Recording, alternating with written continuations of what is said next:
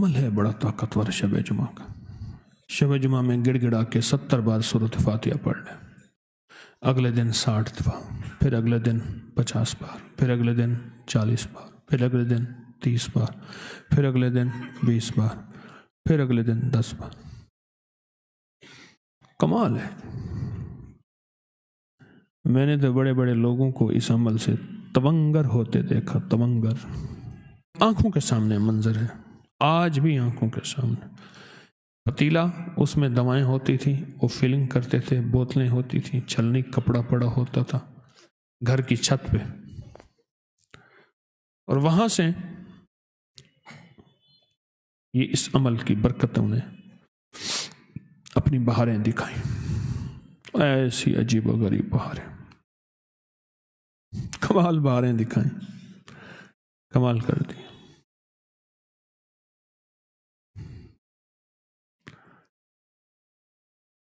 پھر ایک وقت ایسا آیا، مجھ سے کہنے لگے جی ہم نے فیکٹری بنائی ہے، آپ آ کے دعا کر دیں. پتہ نہیں، یاد نہیں میں نے وہاں فیکٹری میں بھی یہ عمل کا حوالہ دیا یا نہیں دیا، مجھے یاد نہیں. میں نے تو یہ عمل دیکھا. ایک صاحب میرے پاس آتے تھے،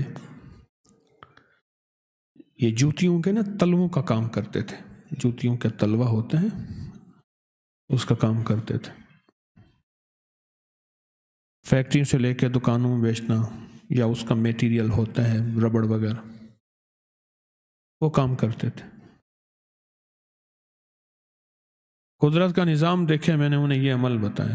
میں نے کہا ایک جمعرات 1 ہفتہ کر لیں، 5 ہفتے کر لیں، 7 ہفتے کر لیں، 9 ہفتے کر لیں. یعنی بدھ کے دن 10 دفعہ ہوگا نا، پھر جمعرات کے دن 70 بار، پھر اگلی جمعرات پھر 70 بار شروع کر دیں.